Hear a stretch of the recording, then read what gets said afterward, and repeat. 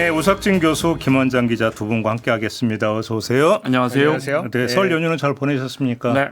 새해 복 많이 받으십시오. 복 많이 네, 받으십시오. 복 많이 받으시고, 네, 올 한 해도 저희와 함께해 주셔야 되는 거 잘 알고 계시죠? 네. 네, 맹활약 기대하겠습니다. 네. 예. 감사합니다. 네. 무슨 개편이 있는 모양이네.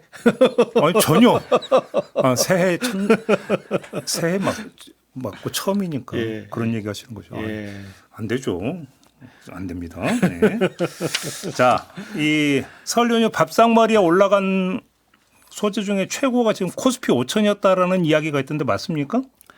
우리 국민들이 삼성전자를 갖고 계신 국민이 1,000만 명 가까이 되던데요. 오, 네. 우 교수님 팔았다고 하셨죠? 아 저는 팔았죠. 못 견디고 팔았지. 네. 설에 가장 서러웠던 사람들. 명절 되면 오히려 외로운 분들 더 서럽잖아요. 네. 설에 가장 서러웠던 사람들이 삼성전자와 하이닉스 주식 안 갖고 계신 분들이라는 말을 들었어요. 그러면 저보고 하시는 말씀 같은데. 많이 서러우세요? 또 간접 투자가 또 있으니까요. 네. 국민연금이 또 있으니까. 저렇게 위안. 예. 저도 뭐 사학연금이 뭐 잘하고 있을 거라고 저도. 네. 예. 구만전자에 걸려서 몇 년을 끌다가 그러니까 회복되자마자 아, 그냥 뒤도 보지 네. 않고 팔았다가. 바로 실제 우리 알았지. 연금들 특히 국민연금이나 사학연금이나 뭐 군인연금 다 잘하고 있으니까요. 네. 근데 어디까지 갈 거라고 보세요? 그건 정말 어려운 일인데요. 네.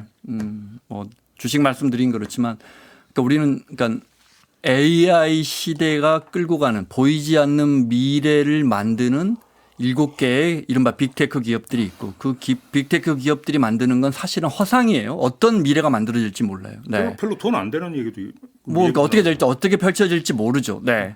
시대는 분명히 바뀔 건데 그 AI가 피지컬 AI로 어디로 갖다 붙을지 뭐 자동차에는 반드시 붙을 것 같은데 그런데 거기에 들어가는 핵심 반도체를 우리가 만드는 건 실체가 있는 거예요. 그래서 많이 팔리고 있기 때문에 우리는 허상이 아니고 실체를 판다. 이런 점은 굉장히 그리고 실제 지금 뭐 PER이나 이런 거 보면 이제 5배, 6배밖에 안 돼요. 하이닉스가. 근데 지금 뭐 애플이나 이런 건 40배니까. 저희가 일전에 얼마 전에 이한주 대통령 정책 특보하고 인터뷰를 했는데 그분은 이제 그 지론이 7,000 내지 7,500까지는 갈 상승 여력이 있다. 네.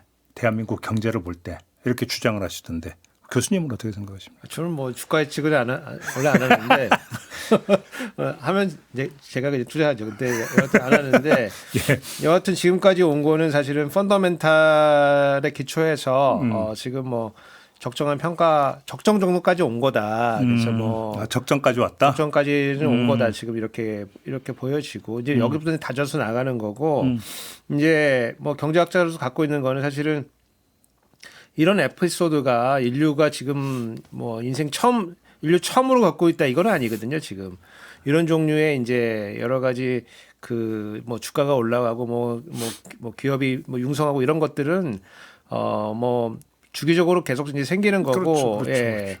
그 특히 이제 우리나라 아까 그 기자님 뭐 우리 반도체 얘기 말씀해 주셨지만은 우리가 뭐 간단하게 보면은 연산과 저장 이렇게 나눠볼 수가 있어요. 반도체 기능을. 그래서 계산하는 계산이 굉장히 특화된 반도체들이 있고 저장하는 반도체가 있는데 뭐 예컨대 뭐 삼성 같은 경우는 저장하는 거다 이렇게 보시면 되고 SK는 연산에 잘하는 거다 이렇게 보시면 그래요? 나눠서 볼 수가 있는데 지금 이제 갑자기 우리 한국이 굉장히 지금 잘 나가고 있는 이 사이클은 지금 저장이거든요. 지금 네, 전통적으로 왜냐하면 연산을 그 주력해서 이제 하다 보니까 좀 저장하는 반도체를 생산하는 능력이 좀 떨어져가지고 지금 사실 노트북이나 컴퓨터를 지금 못 바꿉니다. 너무 비싸가지고. 그러게요. 그러고 많이 올랐다고요? 거의 한 2배 가까이 오르고 옛날에 가장 비싸다고 생각했던 이제 애플 맥이 오히려 싸다.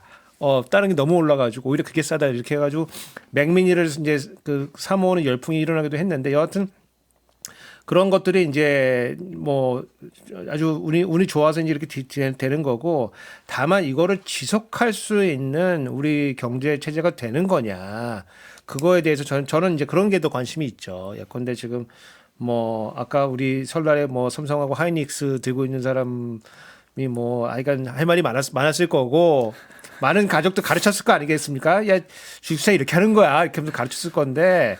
뭐 안 갖고 있는 사람들은 이제 그러면 이 혜택을 어떻게 볼 것인가? 뭘 어떻게 뭐 입맛 다셔야죠 뭐. 원래 상승장에는 천재가 늘어난다. 네. 그리고 교수님 너무 좋은 말씀해 주셨는데 우리가 주가 예단하는 거는 정말 어려운 일이고요. 수많은 정말 제가 하는 일이 수많은 그 자본시장의 전문가들을 만나서 인터뷰하는 일이잖아요. 네, 근데 제가 이렇게 뒤돌아보면 하나도 맞지 않습니다. 그걸 알면 네. 돈 벌었죠. 네, 하나도 맞지 않으니까 정말 조심스럽게 원리에 맞게 그러니까요. 투자하셔야 합니다. 그러니까 이제 네. 분배 재분배를 조금 생각을 좀 해야 될 것 같고 그다음에 이제 그 동반 성장. 예. 그러니까 우리 주력 기업들이 잘 나가는데 그에 붙어서 사는 이제 협력 기업들. 그러니까 예컨대 뭐 하이닉스에서 뭐 이제 억대 이제 성과를 받았다라고 했는데 그에 하이닉스에 협력하는 기업들의 직원들은 이제 얼마큼 보너스를 받았을 것인가. 네네네. 이런 협력업체들. 것들을 예, 이런 것들을 조금 좋은 말씀이시네요. 그 생각을 좀 해야 되고 뭐 분배 재분배를 위해서 금융 자산으로부터 생기는 소득에 대한 과세는 어떻게 할 것인가. 네. 이런 논의를 이제 붙여볼 때 된 거 아닌가. 기본적으로 코스피가 2,500, 3,000에서 5,500이 됐으니까 우리의 국부가 한 2,000조 원 정도가 늘어난 것이냐. 경제적으로는 전혀 그렇지 않습니다. 의미 없는 겁니다. 이게 무슨 말이냐. 예를 들어 나는 분명히 삼성전자를 1,000만 원어치 샀다가 지금 2,000만 원 주고 팔고 나와서 1,000만 원 벌었는데 무슨 소리냐. 누군가 내 걸 받아줬기 때문에 자본시장에 들어온 돈은 똑같습니다. 기업들이 우리가 이제 이걸로 국부가 늘어나려면 우리 돈을 증자나 신규 상장을 통해서 기업들의 자본금으로 기업들의 곡간으로 새 돈이 들어가줘야 우리 경제에 좋은 겁니다. 예를 들어 이렇게 생각하시면 돼요. 제과점을 뭐 베이커리를 1억짜리를 제 베이커리를 우 교수님이 2억에 샀다. 우리 GDP 하나도 올라가지 않습니다. 제가 빵을 더 만들어 팔아야 되고요. 빵이 더 팔리려면 제가 빵에 어떤 부가가치라도 그 밸류를 높여야 됩니다. 이래야 우리가 부자가 되는 거거든요. 다만 자본시장이 이렇게 5,500대로 올라오면 아까 말씀드린 것처럼 그럼 이제 증시가 살아나면 미국처럼 자본시장이 활성화되면 기업으로 돈이 가는 이 구조가 활성화되기 때문에 기업들의 곡간이 더 튼튼해질 수 있는 그 기반을 만든다. 그다음에 두 번째는 우리가 주식 투자할 때 제가 여러 번 말씀드리지만 뭐 5천에 사서 6천에 판다 이게 아니고 꾸준히 미국 사람들처럼 IRP나 401K처럼 넣어놓고 그 기업들의 현금 그 기업들이 돈을 남기면 그러면 그러니까 프리 캐시플로우라고 그러는데 그 남는 돈을 꾸준히 배당이나 이런 걸로 내가 이렇게 소득 삼으면 그것이 진짜 부가 된다 우리 국민의 이 두 가지 측면에서 보셔야 됩니다. 그렇습니다. 그 401K 이름이 생긴 게 그 미국의 이제 그 국세청법 401조에 보면은 K 항이 있습니다. 그래서 거기 보면은 이제 그래서 퇴직연금 이제 관련된 여러 가지 혜택과 관련된 조항이 있는데 그걸 따라 가지고 401K다. 그래서 퇴직연금 관련된 거. 그래서 우리나라도 지금 퇴직연금을 지금 기금화하려고 하는 노력들이 좀 있습니다. 네, 그래가지고 조금 이제 물량이 들어가면 이제 아무래도 도움이 될 것 같고 아까 그냥 정말 좋은 얘기 해주셨는데 이제 국가가 어떻게 하면 부자가 되는가에 대한 전통적인 가장 대표적인 책이 국부론입니다. 예, 아담스 국부론. 그래서 뭐 이렇게 그 우리가 시가총액으로 평가한 것들이 이제 많아지면은 이제 국가가 부자가 되는 게 아니고 부가가치를 더 창출할 수 있는 능력이 있어야 되는 거고 지금 이제 이 기업이 좋은 평가를 받을 때 그런 것들을 이제 해 나가야 된다. 그래서 실물 투자로 이제 연결이 되는 게 너무 중요하고 사람들이 지금 걱정하는 게 지금 아까 제가 이런 에피소드가 인류가 처음 겪는 게 아니거든요. 그래서 지금 이렇게 주가가 이렇게 늘어나고 있는데 실물은 약간 조금 더 무거워가지고 실물은 가만히 있는데 주가만 늘어나면 우리가 저거 버블이라고 하는 거거든요. 그래서 실물 투자로 연동이 될 수 있도록 여러 가지 이제 뭐 정책적이나 아니면 기업까지도 그런 것들을 좀 생각을 해야 된다고 생각이 들고 요번 이제 뭐 삼성전자 아까 말씀하신 랠리에서 굉장히 혜택을 본 데가 이제 물론 그 일가가 상속세를 이제 완납을 하려고 그 이건희 회장 돌아가셨을 때 그 생겼던 상속세를 이제 분납을 하고 있거든요. 올해가 이제 마지막입니다. 그래서 그 일정 지분을 지금 신탁해가지고 지금 그 처분하는 과정인데 주가가 많이 올랐기 때문에 뭐 세금도 이제 약간 일종의 명목으로 이제 고정돼 있는 거거든요. 그래서 주가 오르면은 주식을 조금 팔아도 다 완납할 수 있다. 알겠습니다. 그런 말씀 드리고 싶습니다. 예. 딴 얘기인데 AI 나왔으니까 새끼로 잠깐 봐서 챗 GPT는 난리 났던데 보니까. 왜요? 뭐 탈퇴 행렬이 뭐 지금 장난 아니라고 정치적인 이유 때문에. 저 못 봤어요. 그건 네. 저도 그 기사 못 보셨어요? 네. 뭐 저기 누구야 그 오픈 AI 트럼프 후원 중단할 네. 때까지. 네, 그 트럼프 후원했다고 해서 뭐 지금 뭐 헐리우드 배우부터 해갖고 뭐 탈퇴행렬이 이어지고 있다고 그러더라고요. 네. 예, 뭐 하긴 잘 모르겠지만 11월에 중간선거에 트럼프 대통령이 크게 지면 얼마 전에 텍사스에서 상원의원 선거도 졌잖아요. 세상에 텍사스 같은 보수적인. 그러니까. 트럼프 대통령이 지면 트럼프 대통령의 그립이 굉장히 약해질 것이다 이렇게 전망했는데 요즘 제가 만나는 분들은 중간선거 트럼프가 이기는 게 차라리 나을 것 같다. 왜요? 지면 이제 진짜 뭘 할지 몰라서. 너무 글로벌. 이판 사판 모두 다 이거로 되는 건가요? 지금도 너무너무 불안한데. 네. 아까 이공규는 얘기 나왔지만은 그 지금 몇 주 사이에 오픈 클로라고 하는 그런 서비스가 이제 만들어졌거든요. 그래서 뭐예요, 지금 또? 약간 이제 인공지능이 이제 여러 가지 이제 일들을 대신해 주는데 그 동안은 이제 프롬프터만 이렇게 쳐가지고 간단히 쳐가지고 이제 답을 얻는 이제 일종의 챗봇이었거든요. 챗봇 형태인데 맞아. 이제 이게 이제 여러 가지 앱들에게 다양한 일들을 시킬 수가 있는데 그 생산성이 지금 우리가 경험해 보지 못한 정도로 지금 몇 달 사이에 1년 내에 지금 상상하지 못할 정도로 좀 올라왔기 때문에 네. 노동시장이 걱정이 많이 된다. 왜냐하면 지금 5년, 10년 내에 그러니까 실업이 우리 혼자 상당한 정도로 올라올 수도 있다라고 하는 우려가 지금 같이 제기되고 있습니다. 그 얘기 한번 해야 되는데 나중에 좀 하도록 하고요. 이번 설 연휴에 또 그 설 연휴를 지배했던 이야기는 부동산 공모 이야기였습니다. 이재명 대통령 계속 SNS에 올리고 장동혁 대표 맞받아치고 일단 두 분의 감상평을 한번 좀 들어보겠습니다. 교수님은 어떻게 보셨습니까? 저는 뭐 정책 얘기하는 건 좋은 것 같아요. 근데 이게 플랫폼이 이제 이게 SNS이기 때문에 네. 이게 얼마큼 검증된 상태로 서로 이제 주고받는지 모르겠지만은 여하튼 나의 것이 이제 왔다 갔다 하는 거잖아요. 그렇죠. 그래서 이제 조금 주의 깊게 이제 보고 있는데 저는 약간 좀 그 장동혁 대표님한테 조금 클래스가 조금 떨어지는 거 아닌가. 누군 약간 뭐 그 스태프들의 좀 조언을 좀 받고 있는 건가. 어떤 점에서? 아니 그러니까 메시지가 뭐 우리 노모가 굉장히 뭐 슬퍼하셨다 뭐 이런 약간 뭐라고 할까 이 정책 논의에서 이 결이 좀 안 맞는 약간 심파로 가시기 때문에 뭔가 좀 정책 측면에서 이럴 때 대통령이나 싸우는 거는 그렇게 뭐 흔히 있는 기회는 아니잖아요, 사실은. 야당 대표가 보통 싸우고 싶어 하시면 대통령이 안 받아주잖아, 보통은. 그렇지. 그럼 정청래 대표랑 막 이제 싸워야 되는 건데 지금 대통령이랑 결이 만들어졌기 때문에 지금 논의를 조금 더 정책적 대안적으로 조금 더 끌고 가면 좋은데 갑자기 그 심파로 빠져가지고 네. 그 스토리 지금 사진 검증하고 그 농막에 그 농가에서 그 어머니가 사느냐 마느냐 이제 요거 가지고 하고 있으니까 지금 굉장히 좀 안타까운 국면으로 흘러가고 있다. 그렇죠. 예. 다만 이제 제가 그 몇 주 전에 말씀드렸는데 그 대통령이 그 다주택자에 대한 이 중과를 유예하는 거를 안 하겠다는 거거든요. 이거 잘 생각해 보시면은 원래는 우리가 과세하기로 돼 있는데 이거를 유예해 준 거를 우리가 조세 지출이라고 표현을 해요. 조세 지출. 이거는 그 보조금 주는 거 똑같습니다. 들어와야 되는 조세인데 안 받았으면 안 받아. 우리가 조세 지출이야. 그러니까 지출로 해당이 된다. 정확하게 우리 그 예산서 낼 때 조세 지출 예산서를 같이 냅니다. tax expenditure. 영어 괜찮았습니까?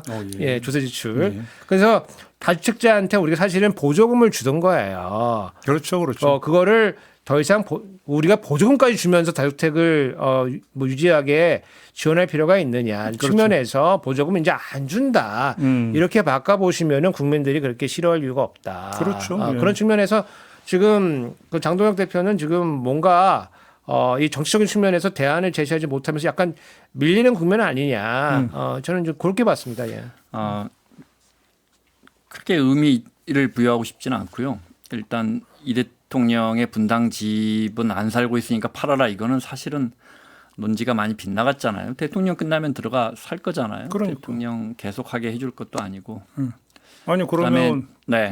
저기 윤석열 좀 아크로 비슷해도 8호라고 했었어야 되는 거잖아요. 그러니까 논지가 약해요. 그러니까. 네. 그 교수님 말한 것처럼. 그 다음에 이제 장동혁 대표 갖고 있는 6채도 사실은 굉장히 뭐 서울에 우리가 지금 필요로 하는 건 서울 한복판의 집을 다주택자 팔아서 그 공급이 나와야 되는데 서울에 저 한복판 하나밖에 없잖아요. 그것도 전체 합쳐서 공시가격이 8억 원이라는 거는 실제 시세는 한 15억, 16억 된다는 건데 전부 6채를 합쳐서 지방의 작은 집들이 중심이라는 거라서 중요한 거는 장동영 대표가 뭐 6채를 저는 60채 갖고 있어도 된다고 생각해요. 이게 이제 유럽식 사고 방식인데 60채 갖고 있는 사람들 왜 영국 가면 막 700채씩 갖고 있는 사람들이 있어요. 막 무슨 후작 뭐 이런. 그 사람들 왜 욕하지 않을까? 왜 우리처럼 넌 다주택자인데 너무 심한 거 아니야? 거기도 집값이 오르긴 해요. 근데 왜 그럴까? 제가 늘 말씀드리지만 정당한 사회적 부담을 하기 때문이에요. 우리는 안 하기 때문에 집을 6채가 아니라 2채만 갖고 있어도 너는 거기에서 얻는 이익이 너무 크다. 이런 시각이 생겨서 집을 많이 갖고 있는 주택 서플라이어는 나쁜 사람. 그러니까 비판하게 되는 사회적으로. 그러니까 제가 늘 말씀드리지만 집에서 나오는 수익이 너무 커요. 우리나라는. 그러니까 그 수익을 좀 줄여주면 집이 6채 아니고 60채를 갖고 있어도 욕먹지 않는다. 요건 어떻게 보세요? 지금 다주택 임대 사업자에 대한 대출을 좀 조일 가능성이 있다라는 지금 얘기가 나오고 있잖아요. 그 필요성은 어떻게 보십니까? 이제 다주택자에 대해서 임대사업자로 등록을 해서 다주택자를 이렇게 악한 사람으로 몰아기보다는 주택 서플라이어로 몰고 가면서 제가 아까 말씀드린 것처럼 다양한 세금을 물리게 하자, 이게 이제 문재인 정부의 대책이었는데 이 대통령이 생각해 보니까 어찌됐건 이 사람들도 혜택은 너무 많고 집을 많이 이렇게 차지하고 있는 거 오큐파이 하고 있는 거 아니냐.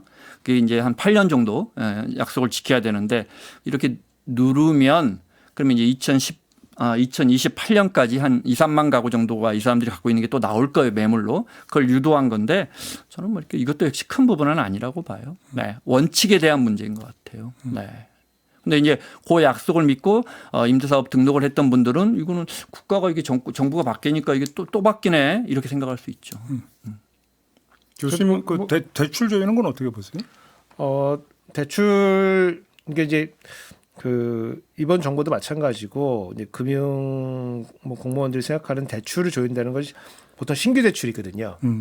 기존 대출 어떻게 손볼 수가 없고. 신규 대출. 근데 뭐 그 급진적으로 말하시는 분들은 기존 대출도 조금 손을 봐야 된다. 근데 이제 보통은 이제 창구를 조여요.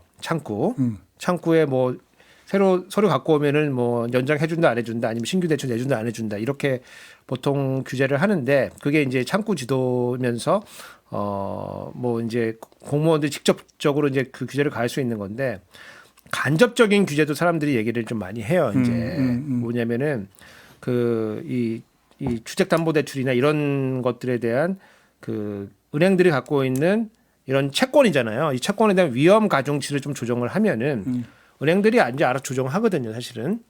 그래서 예컨대 뭐 지금 뭐 10억이 대출 나가 있다. 그 중에 이제 얼마큼을 위험한 것으로 볼 것이냐. 예컨대 중소기업한테는 뭐 10억이 나가 있다. 그러면은 10억에 거의 가까운 금액을 위험한 대출로 잡고 있거든요. 근데 이제 이 주택담보대출 같은 경우는 굉장히 이 포션이 낮아요. 한 7, 8% 정도를 잡고 있는데 요거를 조금 더 가중치를 올려주면은 그러면 전반적으로 이제 대출이 조금 조정이 되면서 가계대출도 좀 줄어들고 이런 뭐 임대사업자에 대한 것을 딱 타겟해가지고 하지 않아도 아무래도 조금 건전성 측면에서 조금 옳고 임대사업자 같은 경우는 이제 뭐가 문제냐면은 일반적인 법인들이 이제 이런 사업을 한다 그러면 대차대표를 뭐 공개도 하고 이러면서 재무 건전성을 볼 거예요. 근데 임대사업자들 경우에는 지금 돈 받아서 아니면 전세 끼고 이렇게 추가적으로 갭 투자해가지고 그냥 쭉쭉 가는 거거든요. 이러다 보면은 나중에 이제 뭐 전세 보증금이나 이런 것도 돌려받을 때 문제가 생길 수가 있거든요. 그래서 재무 건전성 차원에서도 뭐 규제한다기보다도 건전성을 조금 개선시키고 그렇게 하면 이제 세입자가 좀 보호가 되거든요. 그런 측면에서 조금 제도 개선을 해나갈 필요가 있다 이제 이렇게 보고 있죠. 보도를 보면 그래서 그 중과 유예 종료 방침 세운 다음에 지금 매물이 나오고 있다. 매물이 나오고 있고 그래서 그러면 도대체 지금 토어제 이 상황에서 그다음에 대출을 확 조인 상태에서 누가 살 수 있느냐 하는데 또 어제 나온 보도를 보면은 그 뒤에 이루어진 거래를 보니까 15억 미만 아파트 주로 이게 이루어진다. 그러니까 뭐냐면 실수요자가 사들이더라. 지금 뉴스가 나오더라고요. 뭐 제가 볼 때 뭐 큰 표본이 있는 건 아니고요. 시장을 더 지켜봐야 하고 매물이 늘어난 거는 통계적으로 유의미하게 나오는 것 같고요. 이게 또 1주택자냐 다주택자 매물이냐 이걸 우리가 통계로 확인할 수는 없으니까요. 없죠. 네, 그냥 이렇게 기자분들이 가서 몇 개 단지 물어보고 중개업자분들에게 공인중개사분들에게 물어보고 나오는 기사들을 좀 제목으로 세게 쓰는 것 같은데 제가 볼 때는 뭐 이 대통령이 이 대통령이 이게 다주택자가 나쁜 게 아니고 조금 논지가 바뀌어서 다주택자가 나쁜 게 아니고 다주택자를 만드는 그 구조, 다주택자가 집을 내놓지 않는 그 구조가 악한 것이다 이런 식으로 표현을 했는데 정치인. 그 구조, 그러니까 정치라는 게 그 제도를 말하겠죠. 네, 그게 나쁜 것이다. 저는 그게 핵심이라고 생각해요. 그래서 계속 그 말씀을 드리고 있는 거예요. 네. 하나만 제가 신문 기사를 하나 뽑아왔는데요. 그 제목을 하나 줘보실래요? 경제신문에 나온 건데 잘못된 오해가 너무 많고요. 특히 유튜버분들 또 진짜 대한민국을 대표하는 경제신문에서조차 기사를 이렇게 하시면 안 돼요. 그건데 보유세 인상의 대가 서민 월세 폭등으로 이어질까? 이거 많이 듣던 얘기인데. 네. 저도 논문 하나 썼는데. 네. 교수님 의견도 좀 들어. 그다음 다음 기사 한번 줘보실래요? 네. 그 기사를 제가 한 줄 뽑아왔는데, 예. 네, 기사를 하나 줘보십시오. 이거 말고 임대료 인상이 예. 여의치 않은 경우에 그 이제 임대료를 집주인이 보유세가 올라가면 임대료를 올리고 임대료가 잘 올리기가 힘들어진다면 그러면 이제 집을 팔아버릴 것이다. 그러면 임대 물건이 점점 없어지면서 전월세 물량이 없어진다. 예. 그래서 임대료가 올라간다라는 게 이 경제신문의 생각입니다.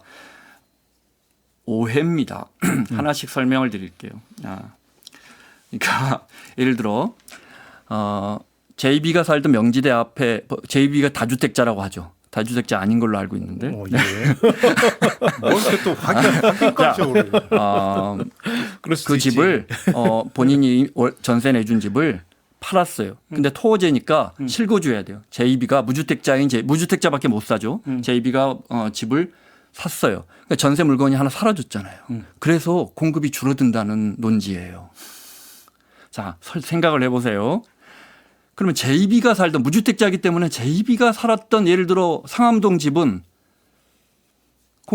전세 공급이나 월세 공급이 플러스 1이니까 플러스 마이너스에서 전월세 공급이 줄어들지는 않습니다. 네. 어떤 상황으로 해도 예를 들어 토호제가 아닌 예를 들어 청주에 있는 집을 팔았다 해도 똑같습니다. 어떤 결과를 오직 하나 예를 들어 JB가 어머니 집에서 50년 동안 얹혀 살다가 오늘 저거 왜 이러세요? 우 교수님이 파는 그 명지대 앞 집을 차서 그 집을 점유하고 직접 사서 들어가서 실거주해야 되니까 할 경우에는 그때는 이제 전월세 공급이 마이너스 1입니다. 그래서 이 기자님의 설명이 맞지만 그런 경우에 전세로 나가야겠다는 수요가 줄어들기 때문에 역시 수요가 하나 줄고 공급이 하나 줄기 때문에 또 마찬가지입니다. 어떤 경우를 써도 정말 여러 가지 경우의 수를 돌려도 공급이 줄어드는 경우는 아주 작습니다. 그런데 이 기자님이 왜 착각하셨을까 보면 자, 집을 다주택자가 자기가 살지 않는 집을 내놨잖아요. 그러니까 공급한 거잖아요. 공급한 건데 공급이 줄어들었다는 가정으로 생각하시니까 그리고 이제 공급이 줄어들어서 임대료가 올라간다는 가정으로 가야 하니까 이런 가정이 생기는 거죠. 완전히 오해입니다. 하나만 더요. 그 제가 여러 번 말씀드렸지만 그렇게 해서 집주인이 임대료가 보유세를 올리면 화나. 저 다음 계약 때부터 월세를 올려버려야지. 그렇게 안 됩니다. 제가 여러 번 말씀드리지만 예를 들어 제가 상암동에서 베이커리를 해요. 근데 이게 제 건물이에요. 정부가 왜 저는 그 건물이 없을 거라고 생각하세요? 왜 이렇게 없어요. 네. 기자 올 거 빤한데 뭘 그러고 개선할 게 있어요? KBS 좋네. 네, 그 건물에 정부가 재산세를 올려버렸어요. 화가 많이 나요. 그럼 제가 그냥 오늘부터 이제 딸기 케이크는 가격 올려버려요. 이게 시장 경제에서 이렇게는 안 됩니다. 그럼 망하지 이제. 그렇게는 안 되는 거예요. 어떤 분들은 이런 말씀하시고 그거 상당히 일리가 있다고 봐요. 일시적으로 단기적으로는 특히 그 지역에 공급이 많지 않아서 예를 들어 나는 꼭 여의도에 전세를 살아야 돼. 전월세를. 그런데 집주인이 갑자기 보유세가 올랐다 해서 올려버리면 나는 전세 살아야 되는데 이럴 경우에는 일시적으로 충분히 전월세 가격을 올릴 수 있어요. 그러면 하나 여쭤볼게요. 충분히 지금도 올릴 수 있는데 왜 안 올리고 있어요? 이렇게 물어보면 그거는 그 사람의 선의가 들어가요. 착한 의지가 들어가요. 경제학에서 착한 의지 들어가면 모든 게 헷갈려 버려요. 네. 그럼 제가 이 기자분께 하나만 여쭤보고 싶어요. 그럼 정부가 그 착한 의지가 있다면 정부가 보유세를 낮추면 그럼 월세를 낮춰주는 건가요? 전월세를? 그러니까 이 논지는 시장은 내고맞지. 네, 이게 시장 경제를 너무 믿지 않으세요. 이 국가보안법 그런 건 아니겠죠? 네, 너무 시장 경제를 믿지 않아. 시장 경제를 좀 이 경제신문이니까 시장 경제를 믿어야 되고 제가 그 커넥티드 그라운드라고 아주 좋아하는 후배인데 최상욱 씨가 한 유튜브에서 이 KDI가 2022년 12월에 문윤상 연구위원이 주택 보유 과세가 전월세 시장에 미치는 영향이라는 KDI의 논문이 있더라고요. 그래서 제가 그걸 유튜브에서 듣고 제목만 듣고 제가 연휴 기간에 읽어봤거든요. 결론적으로 뭐 어떤 형태로 네 가지인가 유형으로 조사를 했는데 어떤 형태로 종부세를 올리더라도 종부세를 부과하더라도 전월세에 미치는 영향은 유의미하지 않다라는 학문적 연구 결과도 있으니까 참고하시면 우리 돼요. 교수님도 논문 그 보고서에 참고문을 보면 제 논문 들어가 있습니다. 문윤상 박사의 그 보고서예요. 참고문헌에. 예. 저희가 거의 참고문헌에. 참고문헌에 네. 예. 제가 제일 먼저 그 연구한 사람입니다. 예. 예. 그래서 그 결론이 뭐예요? 그러니까 두 가지 제가 코멘트 드리고 싶은데 하나는 그 수요 공급 측면에서는 보면은 이제 기자님 하신 말이 맞아요. 왜냐면은 이제 뭐 제가 임대하고 있는 물건을 뭐 판다 그래도 어차피 전체적으로 보면은 그 물건 그대로 있는 거기 때문에 예, 뭐 크게 변하는 건 없는 게 맞아요. 단기적으로. 근데 다만 중장기적으로는 임대하는 이제 주택의 수는 영향받을 수가 있어요. 그래서 그 줄어드는 것만큼은 공공 임대가 밀고 들어와야 됩니다. 그게 없이 그냥 민간에 그대로 내버려 두고 이 정책이 계속되면은 그러면은 한 5년 10년 뒤에는 이제 문제가 좀 생길 거예요. 그래서 그 문제 하나 고려해야 되는 게 있고 그다음에 그 아까 그 기자님 설명해 주신 뭐 세금이 부과가 되면은 뭐 임대료가 올라간다, 뭐 주택 가격이 올라간다, 뭐 이런 거는 전가에 대한 문제거든요. 전가. 전가는 가격 전가. 네, 전가라고 하는 거는 이제 발생합니다. 발생하는데 우리나라는 여러 가지 이제 보호 장치들이 좀 있어요. 그래서 과거에는 2년에 한 번씩 올릴 수 있었고 지금은 이제 2년 지나면 한 번 갱신해 가지고 그렇죠. 4년 주기로 가기 때문에 4년 동안에는 그 일이 크게 벌어지지는 않아요. 그렇죠. 그래서 저희 연구에서 보면은 전가 일어나는 정도가 굉장히 작다. 그래서 아주 유의미할 정도로 경제적으로 유의미할 정도로 큰 건 아니다. 다만 이제 4년이 지나고 나서 다시 갱신하게 되면은 그러면 이제 그때에는 조금 더 그 인상폭이 좀 클 수가 있어요. 그래서 이제 그런 것들은 이제 4년 지나고 나면은 잠깐 이상한 좀 아닐 거 아니에요. 이상이 계속된다 그러면 진짜 시장이 이제 이상한 건데 이상한 상황에서 정가가 올라갈 될 거를 조금 제도적으로 좀 막아놓고 한 4년 정도 지나고 나면은 어느 정도 좀 시장이 풀리고 나면은 그래도 알겠습니다. 부담이 좀 덜할 거다. 저는 그렇게 보고 있죠. 이 방송 끝나는 대로 지금 저는 명지대 앞으로 달려가서 제 집을 좀 찾아보도록 하겠습니다. 교수님이 준비한 표도 있는데. 네. 있어요? 네. 어떤 건데요? 뭐 1번 볼까요? 예. 1번 볼까요? 어떤 건가요? 그림 예. 1번. 예. 예. 그림 많이 준비했네. 오, 준비성 좋습니다. 네. 그러니까 우리 그 세부담이 뭐 많다 적다 논의가 있어가지고 네. 이게 이제 가로축은 이제 보유세, 보유세라고 하는 건 재산세, 종부세 이거 얘기하는 그렇죠. 거고 거래세는 이제 취등록세 뭐 이런 것들 얘기하는 거예요. 그래서 거래세가 높네. 한국이? 월등히 GDP 대비 높죠. 네. 이제 보유세는 이게 국가마다 조금씩 이제 제도가 달라가지고 국가별로 이제 아주 평면적으로 이제 구분하기 좀 어려워요. 네. 그래서 이제 OECD 국가에서 OECD에서 정한 기준을 가지고 이제 비교를 하면은 우리나라가 이제 보유세는 이제 다른 나라들보다는 조금 낮고. 선진국보다 조금 낮고 평균보다 조금 낮은 상태고 네. 거래세는 되게 높은 상태예요. 그렇네요. 그래서 여기 보통 이제 그 보유세를 높게 가는 나라는 거래세 좀 낮게 가고 보유세가 좀 낮은 나라는 거래세 조금 높게 가는 이런 건데 우리나라가 아웃라이어인 건 맞아요. 그래서 방향 자체가 이제 그 보유세를 조금 강화를 하면서 거래세 낮춰주는 방향으로 가야 된다. 네. 여기에 포함이 안 된 게 뭐가 있냐면은 양도소득세가 포함이 안 돼 있어요.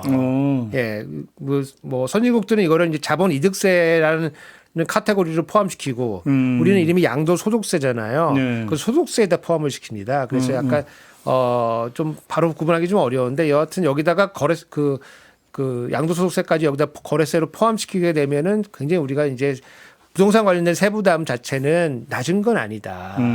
그래서 왜냐하면 이게 높아지는 건 뭐냐면은 우리가 GDP 대비로 이걸 지금 다 따져보고 GDP라고 하는 소득 1년 버는 소득 대비로 따져보고 있는 건데 우리가 소득 대비 주택 가격이 높아요.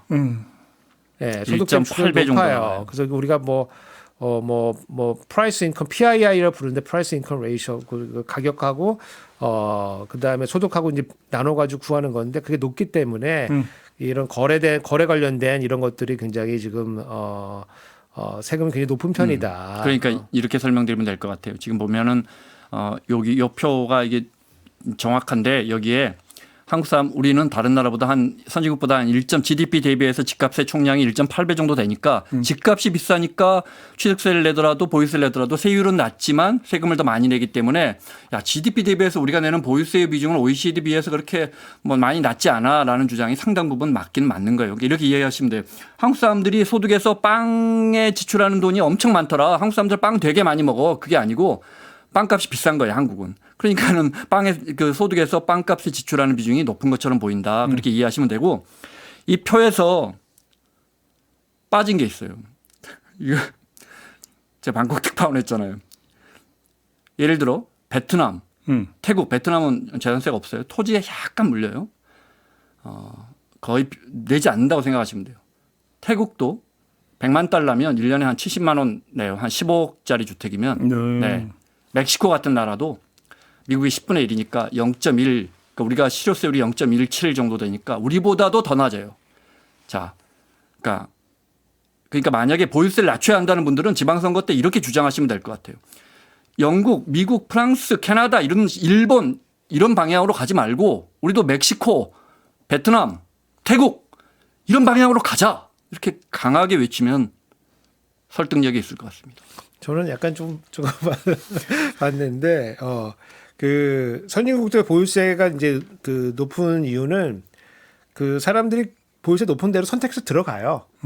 예, 왜냐하면 이제 보유세 서로 말해 재산세 같은 건데 이제 재산세를 내 가지고 그 지역을 좋게 만드는 거거든요. 그래서 뭐 깨끗하고 안전하고 공원 많고 수영장 좋고 뭐 짐 좋고 막 이런 데로 이제 이사해서 가고 그거를 이제 재산세로 충당하는 거기 때문에 선택해서 많이 들어가거든요. 그래서 사람들 불만이 그렇게 많지는 않아요. 근데 우리나라 같은 경우에는 그런 공공재를 중앙에서 다 공급을 하고 있거든요. 그러니까 재산세가 소득이 없는 데서 세금을 내야 되는 거기 때문에 조세 지형이 다른 세금보다도 굉장히 높습니다, 사실은. 그래서 보유세 부분은 방향성은 맞다. 근데 그 속도를 잘 조절해 가면서 가야 된다. 네가 이제 주택 가격이 올랐으니까 그거에 이제 상응하는 거를 그만큼 내야 된다 그러면은 소득이 그만큼 못 들어가기 때문에 불만이 뭐 엄청 늘어나거든요. 그래서 그런 측면에서 방향성은 가되 조금 더 속도를 잘 조절해 가면서 가면 좋겠다라는 게 저의 그 알겠습니다. 하나만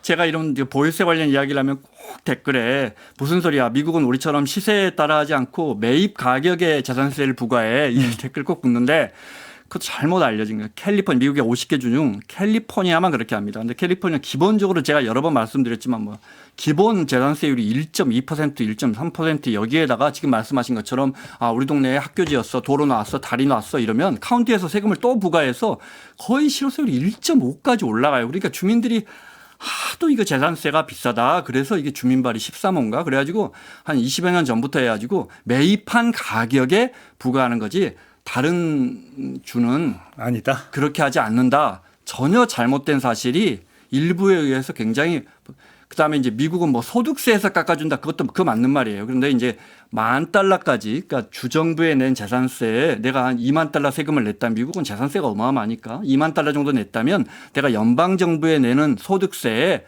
맥시멈 $10,000까지 소득공제를 해줘요. 그러니까 소득이 높은 분들이 코어 지역에 있다가 은퇴하면 나가는 거예요. 근데 우리는 이런 제도가 없기 때문에 은퇴한 뒤에도 코어 지역을 점유하고 계시는 거예요. 그래서 공급이 안 나오는 거예요. 공급이 안 나오니까 계속 거기다 지어야 되는 거죠. 복잡하네요. 복잡하지만 중요하죠. 중요하고 저는 하여간 그 양도소득세 전 좋다고 봐요. 지금 이 논쟁 가는 거 좋다고 보고 불리하지 않은 민주당 측에서 봤을 때 불리하지 않은 이슈다. 근데 보유세로 논쟁이 이제 옮겨 붙기 시작하면은 그러면 상당히 서울에서 굉장히 불리해질 거다. 저는 이제 그렇게 보거든요. 그래서 뭐 모든 텍스는 정치적입니다. 모든 세금은 그렇죠. 정치적이기 때문에 선거 앞두고 너무 불필요하게 논쟁을 키워가는 거는 저는 뭐 바람직하지는 않다고 봅니다. 사실은. 오늘 이야기는 여기까지만 진행을 하도록 하겠습니다. 선거 저는 우리 국민들이 꼭 그렇게 우리 국민들이 집을 가진 분들이 더 많기 때문에 주택 관련해서 부담을 높이면 우리 국민들의 표를 잃을 것이다. 저는 이것도 따져봐야 한다고 생각합니다. 그건 정치 영역이니까. 네. 오늘 얘기는 이렇게 마무리하고 교수님 명지대 갈 때 좀 태워주세요. 집 찾으러 가야죠. 예. 같이 갑시다. 농담이고요. 자, 오늘 두 분 수고하셨습니다. 고맙습니다. 고맙습니다. 감사합니다. 네, 저도 물러가겠습니다. 고맙습니다.